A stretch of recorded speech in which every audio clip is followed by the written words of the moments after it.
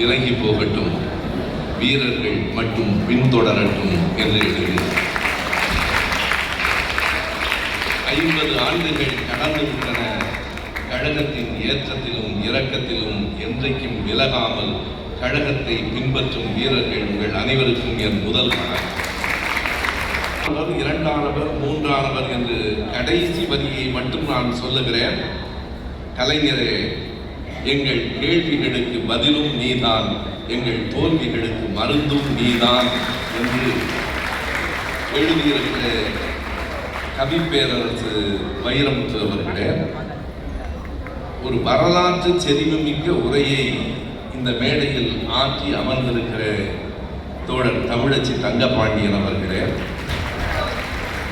Mayor Priya அவர்களே, தலைமையேற்றிருக்கிற நண்பர் சுதாகர் அவர்களே, நண்பர்கள் தமிழன் பிரசன்னா, KS ரவிச்சந்திரன் உள்ளிட்ட மேடையிலே அமர்ந்திருக்கிற கழகத்தின் முன்னணி பொறுப்பாளர்களே, அனைவருக்கும் என் அன்பு வணக்கம்.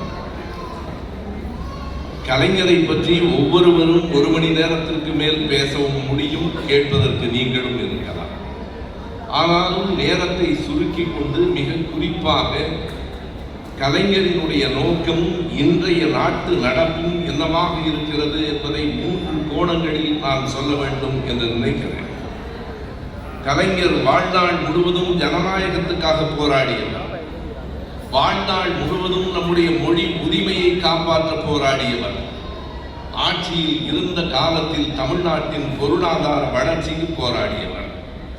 இந்த 3ம் இன்றைக்கு எந்த நிலையில் இருக்கிறது என்பதை நாம் சொல்ல வேண்டும். எந்த அளவுக்கு நாம் ஜனநாயகத்திற்கு போராடியவர்கள் என்பதை கலைஞரில் இருந்து அல்ல, அதற்கு முன்பிருந்தே வரலாற்றில் ஒரே ஒரு செய்தியை சொல்லுகிறேன். தமிழச்சி ஏராளமான வரலாற்று செய்திகளை இங்கே குறிப்பிட்டார்கள். ஒன்றை நான் சொல்லுகிறேன். 1949 செப்டம்பர் 17 நம்முடைய கழகம் தொடங்கப்பட்டது என்பதை நாம் அறிவோம். சரியாக ஓராண்டில் 1950 செப்டம்பர் மாதம் 18ஆம் நாள் ஆரியமாயை என்கிற நூலை எழுதியதற்காக பேரறிஞர் அண்ணா அவர்களுக்கு 6 மாத சிறை தண்டனையை நீதிமன்றம் அளித்தது. பொன்மொழிகள் என்கிற புத்தகத்தை எழுதியதற்காக ஐயா பெரியார் அவர்களையும், ஆரியமாயை நூலை எழுதியதற்காக அறிஞர் அண்ணா அவர்களையும் நீதிமன்றங்கள் தண்டித்தன. 2 பேரும் திருச்சி சிறையில் பக்கத்து அறையில் இருந்தார். அப்போது எங்கள் தலைவர்களை விடுதலை செய்யுங்கள் என்று சொல்லி திமுக கழகத்தின் சார்பில் ஒரு பொதுக்கூட்டம் சென்னையிலே குன்றத்தூரிலே நடைபெறுவதாக அறிவிக்கப்பட்டது.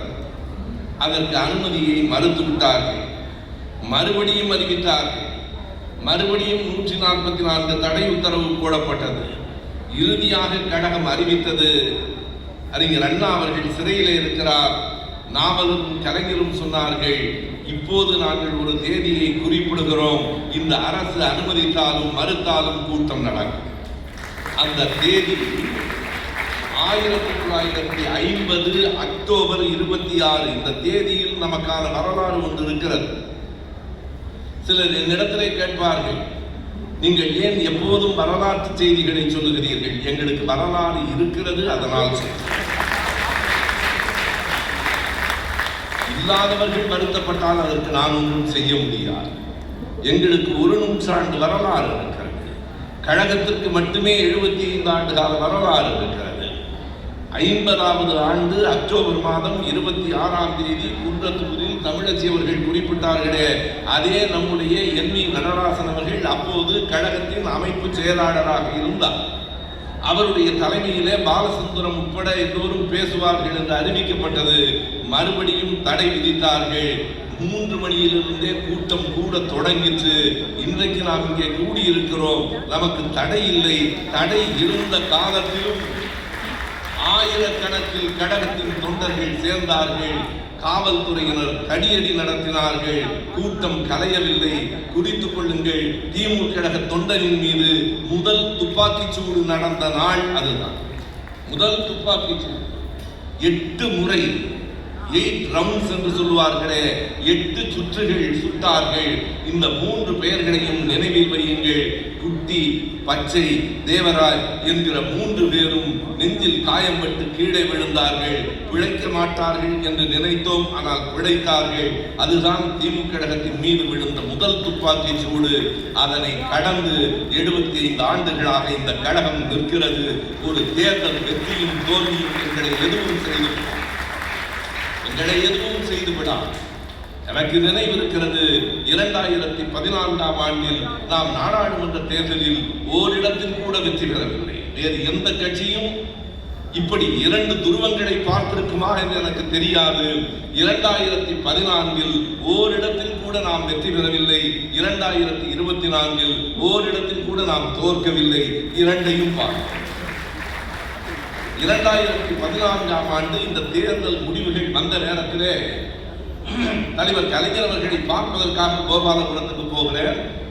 ஐயாவும் இனமான பேராசிரியரும் பேசிக் கொண்டிருக்கிறார்கள். கயல் தினகரன் ஐயா உள்ளிட்ட நண்பர்கள் தங்களை மறந்து அழுது கொண்டிருக்கிறார்கள். என்னை பார்த்த உடனே கலைஞர் கேட்ட கேள்வி என்ன தெரியுமா? என்ன, ஆறுதல் பெறவா ஆறுதல் தரவான்னு கேட்டார். அவர் அப்போது அந்த கவிதை அழகு. நான் வந்தவுடனே என்னை பார்த்து என்ன, ஆறுதல் பெறவா அல்லது ஆறுதல் தரவா என்று கேட்டார். நான் சொன்னேன், ஐயா இரண்டும் இல்லை, அடுத்து என்ன செய்ய வேண்டும் என்று கேட்பதற்காக வந்திருக்கிறேன். இது என் வாழ்வில் நடந்த நிகழ்வல்ல, கழகத்தின் வரலாறு. இதுதான் குறிப்பிட்டு எதற்கு சொல்லுகிறேன்? ஜனநாயக உரிமைக்காகத்தான் முதல் போராட்டம், முதல் கூட்டம், முதல் குண்டுகளை தாங்கி இருந்த நம் தோழர்கள். ஆனால் இன்றைக்கு மீண்டும் ஜனநாயகம் கேள்விக்குறியாக. நாம் இந்த இடத்திலே கூட்டம் போடுவது தலைவர் கலைஞர் அவர்களை பாராட்டுவதற்காக மட்டுமில்லை, கலைஞரை கூட்டம் போட்டுத்தான் பாராட்ட வேண்டும் என்பதல்ல. இந்த மேடையிலும் அரங்கிலும் இருக்கிற நாம் ஒவ்வொருவரும் அவரை ஒவ்வொரு நாளும் வாழ்த்திக் கொண்டு பாராட்டிக் கொண்டுதான். ஆனால் அவருடைய எண்ணங்களும் நாட்டு நடப்பும் என்னவாக இருக்கிறது என்பதை ஒப்பிட்டு பார்ப்பதற்கான நேரம் இது. இங்கே இத்தனை காணொளிகளை சார்ந்த நண்பர்கள் இருக்கிறார்கள். ஆனால் நேற்றிலிருந்து என்ன நடந்து கொண்டிருக்கிறது? காணொளி யூடியூப் என்று சொல்லுகிறோமே, ஒவ்வொரு யூடியூபாக முடக்கி கொண்டிருக்கிறார்கள். இன்றைக்கு காலையில் தோழர் கோவை ராமகிருஷ்ணன் தலைமையிலே மாலையிலே ஒரு பெரிய ஆர்ப்பாட்டம். அதர்மம் என்கிற அந்த காணொளி முடக்கப்பட்டிருக்கிறது. அந்த கடிதம் எனக்கு வந்திருக்கிறது. காரணம் கூட சொல்லவில்லை. பொதுவாக என்ன சொல்வார்கள்? நீங்கள் வெளியிட்டிருக்கிற இந்த காணொளியில் இவ்வளவு பெரிய வன்முறை இருக்கிறது, வயலண்ட் கண்டென்ட் இருக்கிறது, எனவே தடை செய்கிறோம் என்பார்கள். ஆனால் அப்படி அல்ல. ஒட்டுமொத்தமாக அந்த அதர்மம் என்கிற யூடியூப் முடக்கப்பட்டிருக்கிறது. நேற்றைக்கு வரைக்கும் நம்மை கடுமையாக சாடி கொண்டிருக்கிற மாரிதாஸ் என்னும் யூடியூபர் மதுரையிலே மதியம் கைது செய்யப்பட்டிருக்கிறார். நான் சொல்லுகிறேன், எங்களை திட்டுகிறவர் தான் நீங்கள், ஆனால் உங்கள் உரிமைக்காகவும் குரல் கொடுப்பது கழகத்தின் இயல்பு. வாழ்க்கையர் சொன்னால், நீ சொல்லுகிற கருத்து உலகத்திலேயே ஜனநாயக உரிமைக்கு வாழ்க்கையரின் இந்த வரிகளை விட இன்னொன்றை சொல்ல முடியாது. வாழ்க்கையர் சொன்னால், எனக்கு எதிரான கருத்துக்களைத்தான் நீ பேசுகிறாய் என்றாலும் அந்த கருத்துக்களை பேச உனக்கு உரிமையை பெற்றுத் தருவதற்காக நான் என் உயிரை விடவும் தயாராக இருக்கிறேன் என்றால், நாம் ஜனநாயக உரிமைகளுக்கானவர்கள். இன்றைக்கு ஜனநாயகம் கொஞ்சம் கொஞ்சமாக பறிபோய் கொண்டிருக்கிறார். அடுத்து ஒன்றை சொல்ல வேண்டும். கலைஞர் வாழ்நாள் முழுவதும் மொழி உரிமைக்காக போராடியவர். மொழி போராட்ட களத்திலே தான் 14 வயது சிறுவனாக தோளில் கொடி தாங்கி திருவாரூர் தெருக்களுக்கு அவர் வந்தார். ஆனால் இன்றைக்கு மொழி உரிமை என்ன ஆகிறது? இன்றைக்கு கல்வி அமைச்சராக இருக்கிற நண்பர் சொல்லுகிறார், மும்மொழி கொள்கையை நாங்கள் எதிர்ப்போம் என்று சொல்லிவிட்டு சிபிஎஸ்இ பள்ளிகளிலே 3 மொழி கொள்கையை பற்றி பரிசீலனை செய்வோம் என்று சொன்னால், எங்களுக்கும் உங்களுக்கும் வேறுபாடு அதுதான். எங்கள் தலைவர், இன்றைக்கும் எங்கள் தலைவர் தளபதி அவர்கள் கடைசி வரைக்கும் ஒரு அணு கூட உங்களுக்கு விட்டுக் கொடுக்காமல், ஒன்றிய அரசு கவலைப்படாமல் டபுள் என்ஜின் என்று பிரதமர் சொன்ன போது கூட இல்லை, அது வெறும் டப்பா என்ஜின் என்று சொல்லுகிற துணிச்சலை பெற்றிருந்தவர் நம்முடைய தளபதி அவர்கள். அது கலைஞரின் வரிசை. ஆனால் இன்றைக்கு மறுபடியும் முன்னோடி கொள்கை என்றால் குறித்துக் கொள்ளுங்கள், இந்தி கூட அல்ல, சமஸ்கிருதத்தை கொண்டு வருவதற்கான முயற்சிகள். PMC திட்டத்திலே சமஸ்கிருதம் தான் வரப்போகிறது. சமஸ்கிருதத்திற்கு இன்றைக்கு நேற்றைக்கு அல்ல, 1950 தொடங்கி இன்றைக்கு வரைக்கும் இந்த இந்திய அரசு கொட்டி கொடுத்திருக்கிற பணம் எவ்வளவு என்பதை நாம் அறிந்து கொள்ள வேண்டும். எங்கே தொடங்கிச்சு? குடியரசுத் தலைவர் ராஜேந்திர பிரசாத் அவர்களின் வீட்டில் 1950 ஜனவரி 26 இந்த இந்திய அரசமைப்பு சட்டம் வரப்போகிறது. அந்த காலகட்டத்திலே அங்கே குடியரசுத் தலைவராக இருந்த ராஜேந்திர பிரசாத் அவர்களின் வீட்டில் இன்னும் 2 பேர் பேசினார்கள். நான் வரலாற்றில் சான்றுகள் இருப்பதால் பெயரோடு சொல்லுகிறேன். உச்ச நீதிமன்றத்தினுடைய நீதிபதியாக இருந்த பதஞ்சலி சாஸ்திரி, அன்றைக்கு நாடாளுமன்றத்தினுடைய அவைத்தலைவர் சபாநாயகராக இருந்த அனந்தநயனம் ஐயங்கார், நான் வேண்டுமென்றுதான் சாதி சேர்த்து சொல்லுகிறேன், 3 பேரும் முடிவெடுத்து சமஸ்கிருதத்திற்கு பெரிய நிதி ஒதுக்க வேண்டும் என்று முடிவெடுத்தார்கள். இன்றைக்கு நமக்கு தெரியாது. தமிழுக்கு ஒரு பல்கலைக்கழகம் தஞ்சையிலே இருக்கிறது. அதற்காக நாம் இந்தியாவுக்கு நன்றி சொல்ல வேண்டும். ஆனால் குறித்துக் கொள்ளுங்கள், தமிழ்நாட்டில் பல்வேறு பல்கலைக்கழகங்களை தலைவர் கலைஞர் தான் தொடங்கினார். கலைஞர் இல்லை என்றால் வேளாண்மை பல்கலைக்கழகம் இல்லை, கலைஞர் இல்லை என்றால் கால்நடை பயில் பல்கலைக்கழகம் இல்லை, கலைஞர் இல்லை என்றால் அண்ணா பல்கலைக்கழகமே இல்லை. தமிழ் பல்கலைக்கழகத்தை எம்ஜிஆர் தொடங்கினார். நாம் மகிழ்ந்து நிறைந்து இருந்துவிட முடியாது. குறித்துக் கொள்ளுங்கள், இந்தியாவில் சமஸ்கிருதத்திற்கு 760 கல்லூரிகள் இருக்கின்றன. பலருக்கு தெரியாது, சமஸ்கிருதம் இந்தியாவில் இல்லை. ஆனால் சமஸ்கிருதத்திற்கு 760 கல்லூரிகள் இருக்கின்றன, 18 பல்கலைக்கழகங்கள் இருக்கின்றன, 26 சமஸ்கிருத மகாவித்யாலயங்கள் இருக்கின்றன. இதை விடுங்கள், இந்திய அரசு கடந்த 10 ஆண்டுகளில் மோடி அவர்கள் பிரதமராக வந்ததற்கு பிறகு கடந்த 10 ஆண்டுகளில் சமஸ்கிருதத்திற்கு, இந்திக்கு, தமிழுக்கு, பிற மொழிகளுக்கு எவ்வளவு தொகை ஒதுக்கி இருக்கிறது என்கிற புள்ளி விவரத்தை நாம் சொல்லுவதை நம்ப வேண்டாம். உங்கள் கைபேசியை கேளுங்கள், சொல்லும். கடந்த 10 ஆண்டுகளில் இந்தியாவில் சமஸ்கிருதத்திற்கு மட்டும் ஒதுக்கப்பட்டிருக்கிற தொகை 2532 கோடி ரூபாய். 2532 கோடி ரூபாய் 10 ஆண்டுகளில். தமிழுக்கு எவ்வளவு தெரியுமா? வெறும் 113 கோடி ரூபாய் 10 ஆண்டுகளில். இன்னொரு வித்தியாசம் என்ன தெரியுமா? சமஸ்கிருதம் பேசுகிறவர்களின் எண்ணிக்கை தமிழை தாய்மொழியாக கொண்டவர்களின் எண்ணிக்கையை ஒப்பிட்டு பாருங்கள். தமிழை தாய்மொழியாக கொண்டவர்களின் எண்ணிக்கை 8 கோடி. சமஸ்கிருதம் எத்தனை பேருக்கு தாய்மொழி? அரசாங்கம் சொல்லுகிற கருத்து, 2011 எடுக்கப்பட்ட மக்கள் தொகை கணக்கெடுப்பின்படி அரசாங்கம் சொல்லுகிற கணக்கு வெறும் 24,821. நீங்கள் கவனத்தில் வையுங்கள், 24,000 பேர் மட்டுமே பேசுகிற சமஸ்கிருதத்துக்கு 2,500 கோடி ரூபாய். 8 கோடி தமிழ் மக்கள் பேசுகிற இந்த மண்ணில் தமிழுக்கு வெறும் 113 கோடி ரூபாய் என்றால், இந்த அரசுகளை, இங்கேயும் அங்கேயும் இருக்கிற அரசுகளை எதிர்ப்பதற்கு, களம் காண்பதற்கு கழக தோழர்களை விட இன்னொரு படை இருக்க முடியாது என்பதால் இந்த விதையை இந்த இடத்தில் விதைக்க வேண்டும் என எனக்கு தோன்றுகிறது. இறுதியாய் ஒன்றை சொல்லுகிறேன், நேரம் கருதி. பொருளாதார வளர்ச்சி பற்றி சொல்லலாம். நண்பர்களே, இன்றைக்கு வந்திருக்கிற தமிழ்நாடு அரசு, நம்முடைய சேகர்பாபு அவர்கள் தான் என்னிடத்தை சொன்னார், ஒரு 3 மாதத்துக்கு நான் பேசுவதாக இல்லை இந்த அரசு பற்றி என்றார். எனக்கு அவ்வளவு பொறுமை இல்லை. 3 மாதத்தில் நாடு முடிந்து விடும் போது இருக்கிறது. இன்னும் 60 நாட்கள் என்னால் தாங்க முடியாது. உண்மையை சொல்ல வேண்டும். பொருளாதார அடிப்படையில் இன்றைக்கு தொழில் அமைச்சர் கீர்த்தனா என்று ஒருவர் பொறுப்பேற்றிருக்கிறார். என்ன நடந்திருக்கிறது? 2 பெரும் முதலீடுகள் ஆந்திராவுக்கு போய் சேர்ந்திருக்கின்றன. குறித்துக் கொள்ளுங்கள். ஒன்று, போர் விமானங்களுக்கான அந்த தொழில் முதலீடு 15,200 கோடி. இன்னொன்று, மசாகான் கப்பல் கட்டும் தடம். மசாகான் நிறுவனம் என்பது மும்பையிலே இருக்கிறது. மசாகான் கப்பல் கட்டும் தடத்துக்கு வர வேண்டிய 29,200 கோடி ரூபாய், இவை 2ம் ஆந்திராவுக்கு போயிருக்கின்றன. எங்கள் தலைவர் கலைஞர் இருந்திருந்தால், எங்கள் தளபதி முதலமைச்சராக இருந்திருந்தால், ஒரு நாளும் இந்த முதலீடு தமிழ்நாட்டின் எல்லையை தாண்டி இருக்கார். யாரையும் குறை சொல்வதற்காக இல்லை, உண்மையை சொல்ல வேண்டும். ஒன்றே ஒன்றை மட்டும் குறையாக, கோபமாக, ஆழ்ந்த வேதனையோடு இந்த அரங்கில் நான் பதிவு செய்ய விரும்புகிறேன். அதுவே என் உரையின் கடைசி பகுதி. அந்த செய்தியை எப்படி சொல்லுவது என்று எனக்கு தயக்கமாக இருக்கிறது. ஆனால் எல்லோருடைய சமூக வலைத்தளங்களிலும் அது வந்திருக்கிறது, நீங்கள் பார்த்திருப்பீர்கள். இப்போதும் அது சுற்றி கொண்டிருக்கிறது. எனவே எனக்கு சொல்லியாக வேண்டும் என்று தோன்றுகிறது. முதலமைச்சரின் கவனத்திற்கு என்றே நான் சொல்லுகிறேன்.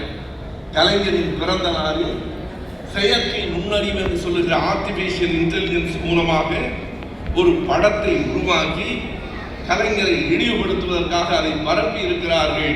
இன்றைக்கு திமுக நண்பர்கள் சென்னை மாநகர ஆணையரிடத்திலே அந்த புகாரை கொண்டு போய் கொடுத்திருக்கிறார்கள். என்ன படம்? எனக்கு படத்தை பார்க்கிற போது எனக்குள் எழுந்த கோபத்தை என்னால் கட்டுப்படுத்த முடியவில்லை. இன்றைக்கு இருக்கிற முதலமைச்சர் கருப்பு கோட்டோடு காலில் கூட்டோடு நின்று கொண்டிருக்க நம்முடைய முத்தமிழறிஞர் தலைவர் கலைஞர் அவர்கள் சொல்வதற்கு எனக்கு கூச்சமாகவும் கோபமாகவும் இருக்கிறது. தெரிய வேண்டும் என்பதற்காக சொல்லுகிறேன். நம்முடைய முத்தமிழறிஞர் தலைவர் கலைஞர் அவர்கள் விஜய் அவர்களின் காலை தொட்டு கும்பிடுவதை போல ஒரு படத்தை போடுகிறீர்களே, கொஞ்சமாவது நாகரிகம் இருக்கிறதா உங்களுக்கு? இதற்கு யார் தெரியுமா இதற்கு புகார் கொடுக்க வேண்டும்? திமுக தோழர்கள் இல்லை. மனசாட்சி இருக்குமானால் முதலமைச்சர் இதற்கான புகாரை கொடுத்திருக்க வேண்டும். நீங்கள் நாணயமானவராக இருந்தால், நாகரிகமானவராக இருந்தால், நான் நாகரிகமானவர் என்றுதான் நினைத்தேன். வேணாயம் வாயில நல்லா வந்துடும் சொல்ற வரைக்கும் பிறகுதான் தெரிந்தது இவருக்கும் நாகரிகத்துக்கும் தொடர்பில்லை என்று. ஒருவேளை எனக்கு வியப்பாக இருக்கிறது. அவர் சில நேரங்களில் ஒரு திரைப்படத்தில் வருகிற அம்பி மாதிரி இருக்கிறார், சில நேரத்தில் அந்நியன் மாதிரி இருக்கிறார். ஒருவேளை உண்மையில் அவர் அம்பிதானோ என்று தோன்றுகிறது. அந்நியனாக லாட்டரி சீட்டு விற்கிற யாரோ பின்னால் இருக்கிறார்கள். நீங்கள் இந்த படத்தை போட்டிருக்கிறீர்களே, எங்கள் பிள்ளைகளுக்கு செயற்கை நுண்ணறிவு தெரியாதா? உங்கள் படங்களை எங்களுக்கு போட தெரியாதா? என்ன படம் போட வேண்டும் என்று நான் சொல்லுகிறேன், போடக்கூடா சொல்லுகிறேன். அவரை இழிவுபடுத்துவதாக அல்ல. மாண்புமிகு முதலமைச்சர் அவர்களே, உங்கள் படத்தை போட்டு உங்கள் காலை தொட்டு கும்பிடுகிற மாதிரி உங்கள் அப்பா படத்தையும் அம்மா படத்தையும் போட்டால் உங்களுக்கு வலிக்குமா? வலிக்கா? நீங்கள் மதிக்கிற, நாங்களும் மதிக்கிற உங்கள் தாய் தந்தையர் உங்கள் கால்களை தொட்டு வணங்குவது போல படம் போட்டால் நீங்கள் பார்த்து கொண்டிருப்பீர்களா என்று எனக்கு தெரியவில்லை. பார்த்து கொண்டிருந்தால் உங்கள் நாகரிகமும் நாணயமும் ஏதிக்கும் கேள்விக்கும் உண்டாம். நான் அன்பு கொண்டு சொல்லுகிறேன், தயவு செய்து யாரும் அப்படி படம் போட்டு விட வேண்டாம். அவருக்கு வேண்டாம். ஏனென்றால் அது நம்முடைய நாகரிகம். நான் சொல்லுவது, நான் உண்மையாக சொல்லுகிறேன், மேடைக்காக இல்லை. அப்படி போட வேண்டும் என்று கருதி நான் சொல்லவில்லை. அவருக்கு புரிய வேண்டும் என்பதற்காக சொல்கிறேன்.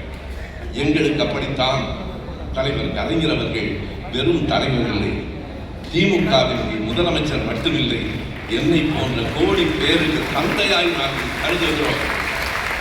என் நெஞ்சில் எப்போதும் என் அப்பாவுக்கு என்ன இடம் உண்டோ அந்த இடம் தலைவர் கலைஞருக்கு உண்டு. ஏழைக்கு அல்ல. 10 ஆண்டு காலம் நான் அவர் பக்கம் இருந்தேன். அவரை பார்த்து கொண்டிருந்ததாய் பலரும் நினைத்தார்கள். இல்லை, நான் அவரை படித்துக் கொண்டிருந்தேன். அந்த மாமனிதனோடு என் வாழ்நாளில் அவர் சொன்னார், உன்னை ஏதாவது ஒரு இடத்தில் உட்கார வைக்க வேண்டும் என்றால் நீ கட்சியில் உறுப்பினராக இல்லையே என்று ஒரு கூட்டத்திலே தலைவரின் இடத்திலே சொன்னார். உங்கள் பக்கத்திலே உட்கார வைத்திருக்கிறீர்களே, இதை விட இன்னொரு பெரிய இடத்தை நீங்களே தர முடியாது, நானும் என் வாழ்நாளில் பெற முடியாது. அவர் அருகில் உட்கார்ந்திருந்த அந்த நிமிடத்தை நினைவிலே வைத்துக் கொண்டு அத்தனை பேருக்கு அன்பு தந்தையாக அவர் இருக்கிறார் என்பதை எண்ணி பார்த்து முதலமைச்சர் அவரிடத்திலே சொல்லுகிறேன், நீங்கள் அந்த படத்தை போடவில்லை, யாரோ போட்டிருக்கலாம், உங்களுக்கு அதிகாரம் இருக்கிறது. உண்மையானவராக இருந்தால் சைபர் கிரைம்களை கொடுத்து யார் அந்த படத்தை உருவாக்கினானோ தண்டியுங்கள். நாங்கள் தலைவணங்குகிறோம். நன்றி, வணக்கம்.